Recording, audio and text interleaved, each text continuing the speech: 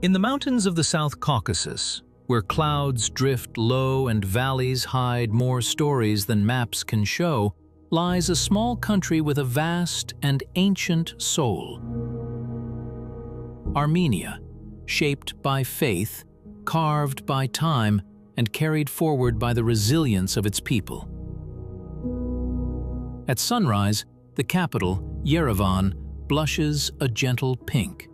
Buildings of volcanic stone catch the first light, while far beyond the city, Mount Ararat rises like a memory, outside today's borders, but firmly rooted in the Armenian imagination. This is one of the world's oldest Christian civilizations, a crossroads between great empires and ideas. Monasteries cling to cliffs. Crossstones stand guard by dusty roads. Ancient letters, carved into stone and written on parchment, whisper of kings, saints, and scholars. Armenia's story stretches back more than 3,000 years. Kingdoms rose on these highlands long before Rome. In the early 4th century, Armenia became the first state to adopt Christianity as its official faith. Churches and monasteries spread across the landscape. A unique alphabet was created to preserve scripture and language. In these highlands, belief and identity grew side by side. The 20th century brought a deep wound. Amid the turmoil of the collapsing Ottoman Empire, Armenians were killed and driven from their homes. The Armenian Genocide scattered families across continents and left a shadow that still shapes the nation's sense of self. Today, a hill above Yerevan holds the Armenian Genocide Memorial. An eternal flame burns, sheltered by tall slabs of stone that lean inward like grieving figures. Visitors descend in silence, not for spectacle, but to stand with a memory that will not and should not fade.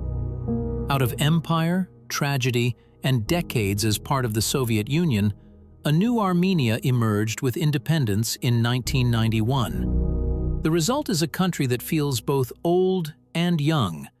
Monasteries and mountains alongside startups and street cafes, a deep sense of tradition beside an eager, outward-looking energy. For travelers, this history is never just a museum exhibit. It lives in conversations, in music, in memorials, in the way grandparents talk about their childhoods and young people talk about their future. To come here is to step into a story still being written, by a nation that has learned repeatedly how to endure and begin again.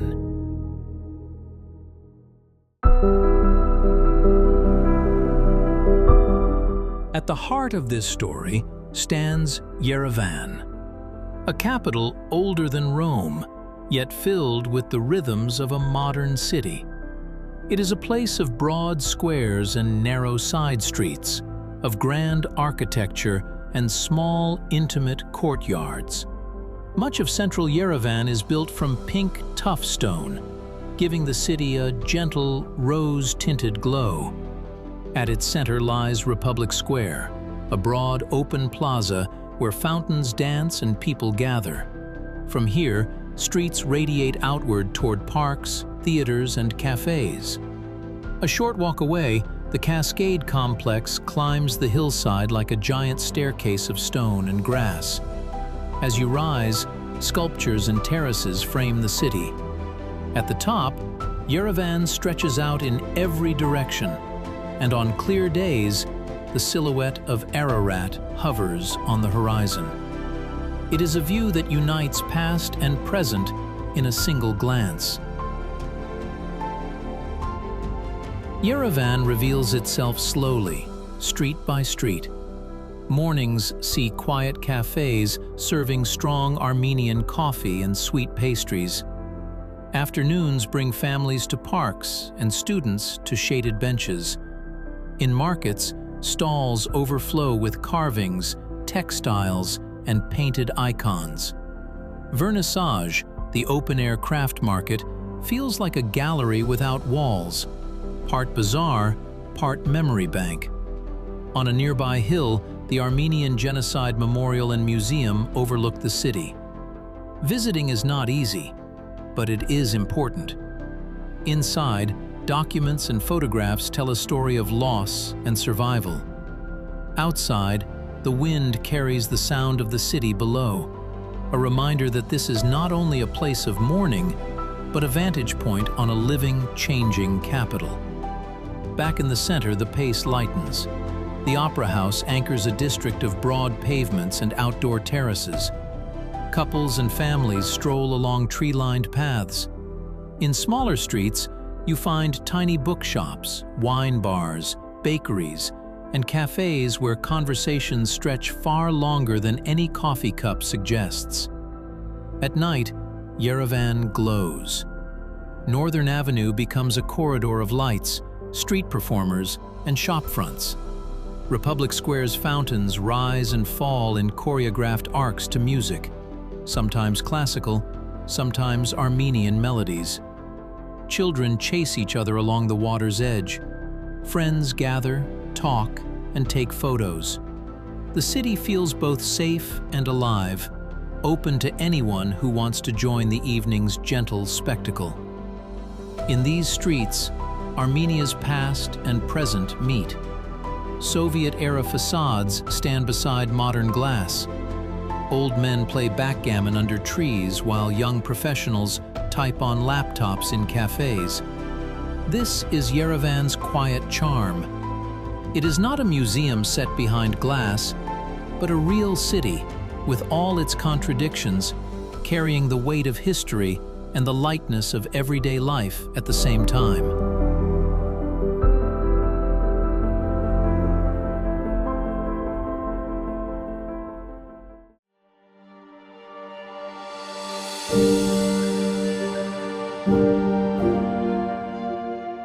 Leave Yerevan, and Armenia opens outward. The urban grid gives way to valleys, cliffs, and winding roads that seem to lead not just through space, but through time. Within an hour or two, the landscape shifts again and again, from wide plains to rocky gorges, from lake shores to forested hills.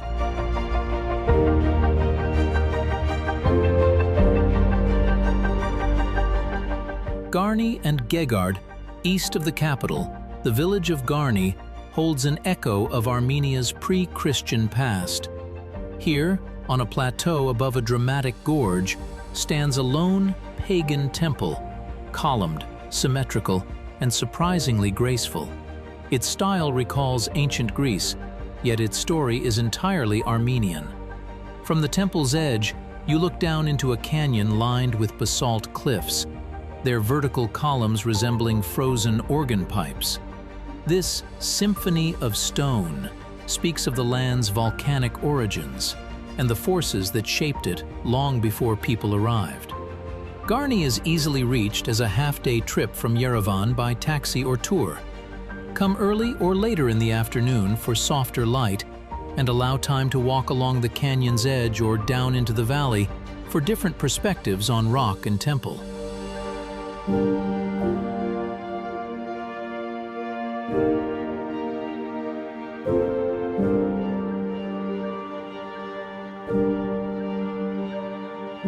Continue up the valley, and the road leads to Geghard, one of Armenia's most atmospheric monasteries. Partly built, partly carved directly into the mountain, it feels less like a single building and more like a series of chambers folded into the rock. Inside, shafts of light cut through darkness. Walls are carved with crosses and patterns. The air smells of candle wax and stone. Geghard's story stretches back to the earliest centuries of Christianity in Armenia. Over time, monks expanded the complex and guarded sacred relics here. For visitors today, the history matters, but so does the feeling of stepping into a place where centuries seem to coexist in silence.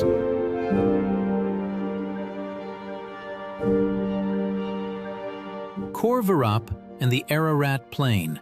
South of Yerevan, near the border, a small monastery sits on a gentle hill amid fields and vineyards. This is Khor Virap. The buildings themselves are modest, but the view behind them has become one of the defining images of Armenia. Mount Ararat rises in the distance, snow-capped, luminous, and immense. On clear days, its twin peaks dominate the horizon, shifting in color with the changing light. Many travelers describe their first sight of Ararat from Khor Virap as a moment they cannot quite put into words.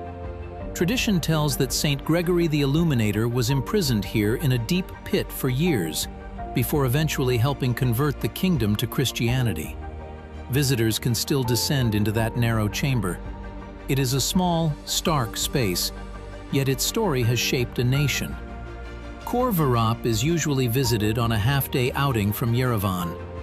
The road crosses the broad Ararat plain, passing vineyards and villages. Sunrise or sunset visits often bring the clearest, most dramatic views of the mountain.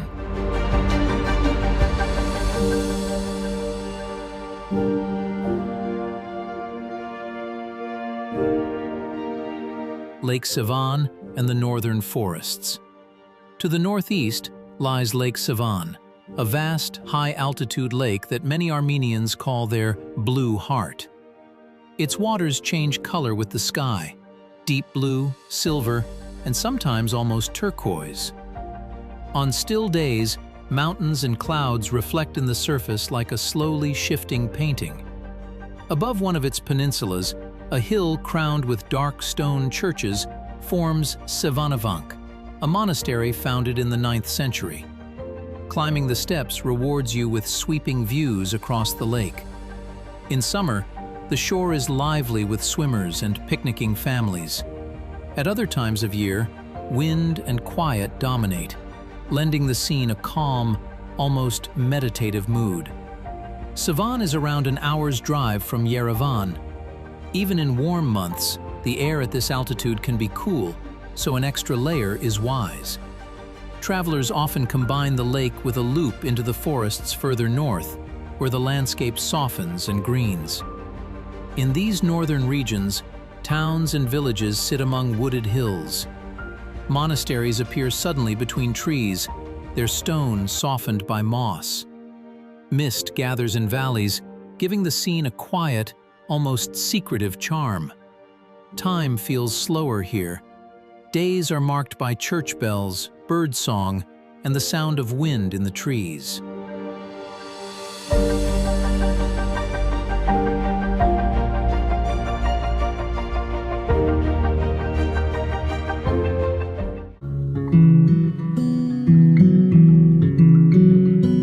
Beneath the mountains and monasteries, Armenia's true character lives in its people.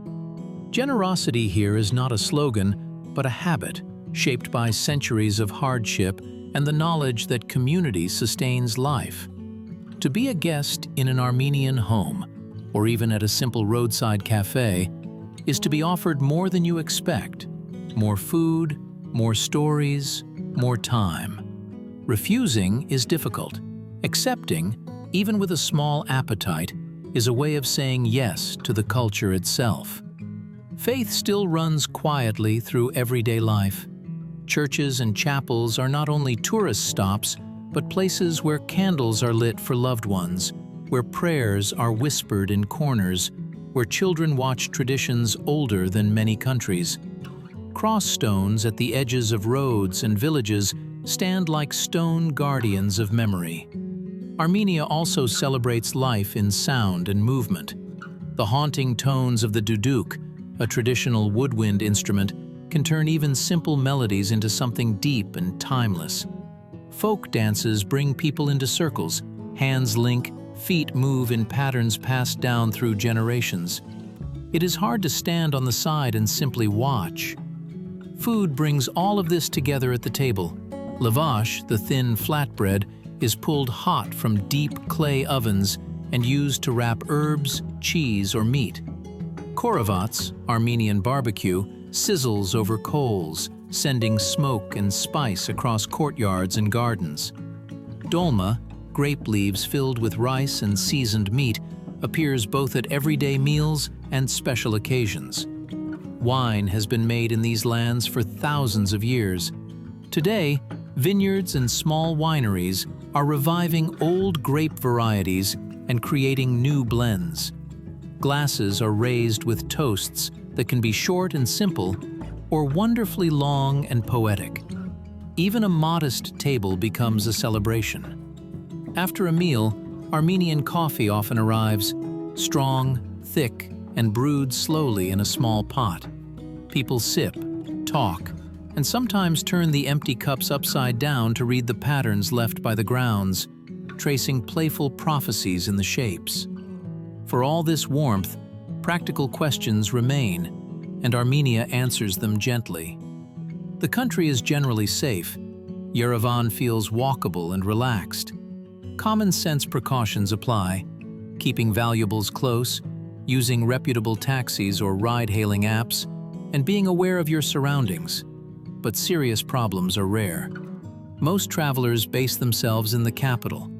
Budget visitors choose hostels and family-run guest houses. Mid-range guests stay in small hotels or comfortable apartments. Those seeking more luxury can find modern hotels with prices noticeably lower than in many Western cities. The local currency is the Armenian dram. Bank cards work well in Yerevan and larger towns, while cash is helpful in smaller places. Local SIM cards are inexpensive, and mobile coverage is good in most inhabited areas. Wi-Fi is common in cafes and hotels, making it easy to stay connected. A simple itinerary might unfold like this. Spend 2 days in Yerevan, exploring its squares, cascade, museums, memorials, and markets. Take a day trip to Garni and Geghard. Spend another day visiting Khor Virap and the Ararat Plain. Add a day by Lake Sevan, perhaps continuing into the northern forests. With extra time, venture south to deeper valleys and clifftop monasteries before returning to the capital. Within this framework, there is plenty of space for wandering streets with no agenda, following a local recommendation, or simply sitting still and watching daily life unfold. Armenia rewards both movement and stillness.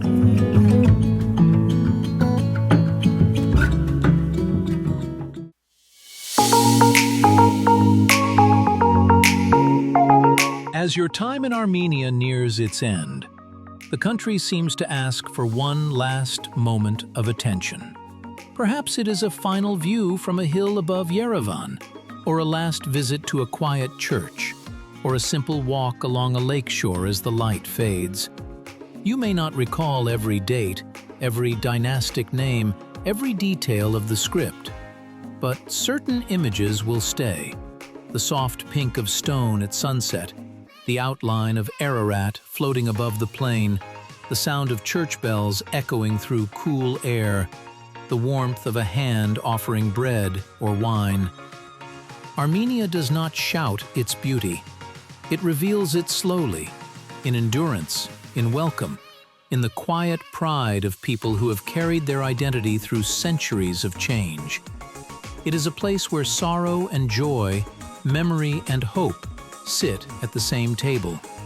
To visit this land is to be reminded that even small countries can hold entire worlds, that history, when carried with dignity, can become a source of strength, that the soul of a place lives not only in its monuments, but in its gestures of kindness, its shared meals, and its everyday routines. This is Armenia, ancient, enduring, deeply human, the soul of the Caucasus. Thank you for joining this journey.